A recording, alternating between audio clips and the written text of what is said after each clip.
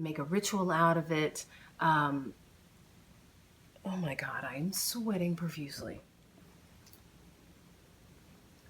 I can't. What the fuck? Okay.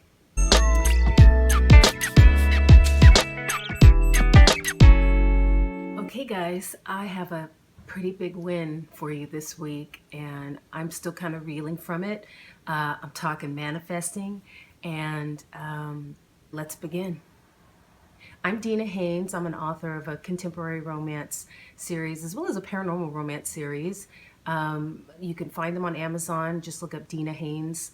And one is called the Original Reality Book Series. The other one is called Leopards Unleashed series. But that's not what I'm talking about right now. Today I'm talking about manifesting. I'm going to be giving you advice on manifesting through scripting specifically. I tend to write in first person. I do kind of a split of first person, third person. And funny enough, some of the things I've written for my character that I speak in first person for have actually happened to me. Not so good things. So I talked about how I have written about my heroine being stalked, and that my upstairs neighbor has been pretty much stalking me ever since the coronavirus shutdown. And we're still in, I live in Los Angeles, we're still on shutdown. So I was really needing to get out. I needed to move. And I've been wanting to move out of this apartment for years, to be honest. I've lived here for over a decade, and pretty quickly realized that this place was well, the walls are tissue paper thin, so thin that people, when I explain it to them, they actually don't believe how bad it is. But my friends know from having to kind of curfew myself with like phone calls and things like that. Like I don't talk on the phone after 10 o'clock at night, just not to disturb my upstairs neighbor. I also listen to my television with earbuds. I listen to everything with earbuds, television, my Pandora, just so that I don't disturb my upstairs neighbor. And that's how thin the walls are. You hear everything. Recently, a friend of mine, she's psychic basically, and she's a healer. And I was telling her the harassment from my upstairs neighbor has gotten out of control. And so I asked her, I was like, what should I do? Should I move? And she was like, Dina, it's up to you. It's basically always been up to you. You just have to set your mind to it. So I thought to myself, I'm gonna make this one of my manifestation goals. Rule number one, when you set a goal like this, don't tell anybody because you don't want people putting their opinions on your desires, because really all it matters is what you want, and you don't want them to kind of talk you out of it. So keep it to yourself, because when you're in the process of manifesting, you want to keep your mind positive on and your thoughts positive on the fact that you are going to attain this goal, this desire. I talked in the previous video about how you definitely want to go out and get a special journal. You want to go to the store, pick a journal that just kind of speaks to you, and go with the intent of, this is going to be my special journal just for manifestation. And this is key, because I tried scripting before. As an author, everyone seems to think that the best gift for an author is a journal. So I have so many freaking journals, it's ridiculous. I could open a freaking bookstore and sell journals. That's how many journals I have.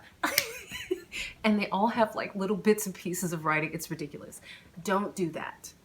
Go out, buy a special journal, buy a special pen that you're going to write in the journal, and that's where you begin. If you have crystals lying around the house, I don't know if you're a crystal type of person, but if you are and you have some, I happen to have some lying around my apartment, so I looked up crystals that are good for manifestation. You could eat just like even the little rocks and things like that that you get loose in the store. Grab those and set up a special area, but definitely get your journal, your pen, and you're ready to go. When you first start, just like writing a story, a book, the more descriptive you are, the more a reader is going to be able to visualize the world that you're creating, right? It's the same for manifesting. The more descriptive you are, the more visceral it's going to feel when you are not only writing it, but then when you read it to yourself. So, what I like to do before I even start to write, and this is true with my writing my books, is I have to visualize it first. It's almost like I tell myself a story, but maybe with pictures, obviously, because I'm not like talking out loud to myself, or at least not in that occasion. But okay, so you want to visualize in specific detail whatever it is you want. So for me, in this experience, and this experiment, it was about finding an apartment. So I had to visualize my apartment, and with this, I kept it kind of loose. I basically focused on how I wanted to feel in the apartment. Feelings are very important. The looser you are with your manifestation, the quicker it comes, because the universe, they are your higher being, God, however you phrase it, they're taking care of the details, right? So in order to get your manifestation quicker, you just kind of have to be loose. You want to focus on how you feel, and you can focus on details such as, like, for me, for my apartment, I definitely had to have large windows. I needed a lot of light coming into the apartment. There were some specifics that I wanted, but things that were reasonable, like, or things that were available in plenty of apartments. So it wasn't so detailed, specific that the universe couldn't provide it quickly. And those things were garbage disposal, hardwood floors, because I suffer from really terribly from allergies. It had to be on an upper floor, and air conditioning. And funny enough, the other things showed up in my manifestation that I hadn't really scripted specifically. Like, I wanted a shower curtain as opposed to a shower door. In a way, it's kind of good to just know. I mean, I think in your mind you can get really specific, but in terms of your scripting and your actual manifestation, keep it somewhat loose, making points about how it feels. So I scripted things like, it's calm and peaceful and quiet and bright. And I wanted a big kitchen. That was specific because I'm a big cook, a big foodie. And like I said, like the hardwood floors, and I wanted charm. I wanted architectural charm. There are a lot of old buildings in Los Angeles, and even this apartment has a lot of charm to it. And I wanted to keep that architectural charm because it just makes me feel cozy. It's just my style. So these are the kind of things. So visualize it, and you can visualize while being loose. So, like, you can just see yourself in a space that is brightly lit. You can see the walls. You can see maybe a strip of crown molding somewhere that represents the charm. You can see yourself in the kitchen. And I wanted a gas stove. And even though I didn't write gas stove in there, I'm seeing it. Once you get the visualization down, then you can start to script, right? And how I did it is I started my script with, I am grateful. Because with gratitude, you're welcoming good things into your life. So I started off every page with, I am grateful. And then I start the scripting. And what I did was I filled up a whole page. And with each detail, I would start it with, I am grateful. So I would say, I am grateful for the large kitchen that I get to cook my wonderful meals in.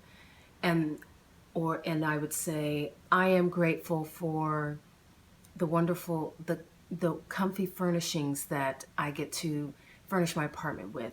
I am grateful for the hardwood floors that are easy for me to clean. And I am grateful for the view of the city outside with brick buildings and bright light coming through. At the end of each line, you can say like, thank you. So it's like you're telling the universe, thank you for this. You're giving thanks, you're giving gratitude already before you even have it. At the end of each page, you can say maybe thank you there. You can give gratitude there. You can say I am grateful, cap it off with that, and then sign your full birth given name. And then what I do, I take an extra step and I went through and I read the page, the whole page, 3 times. So I read it out loud, and you can even just infuse your own gratitude in between the lines. So as you're reading it, like, I am grateful for the peaceful atmosphere of my new apartment, or I am grateful for the new car smell of my brand new Range Rover Evoque. And then you and then you can say thank you. As you're reading it, you just can't help but visualize, right? So a lot of people say manifestation, it's all about visualization, but when you're scripting, the visualization is automatic. So I fill up a page every night, and I actually also listen to some frequency music. There's like, I think 936 and 527. I don't know. There's all these different frequencies, and you'll find that there are frequencies specific toward your goals. Like some people want to there's one to activate your pineal gland, which is to make you more intuitive, to strengthen your intuition. There's one for abundance, which everybody wants, right? So when I would sit down to do my journal, I put on this music, right? So that it's vibrating in my ear, and use earbuds to listen to it. That's the maximum benefit. And just kind of zone out. And that can be like your meditation. Law of attraction, people are always saying, you gotta meditate. Well, this can be like your meditation. You listen to this music, you're focused on your goals, your desires. Your mind is quieted, it's focused on one thing, the things that you want. So if you like this content, please like the video and subscribe and hit the little bell icon. I also read my books on YouTube for free. So you'll see some of that content on here, but I will continue to do content on manifestation because it's freaking amazing. It works. I'm happier than I've ever been, and you can be too. I'll see you next time.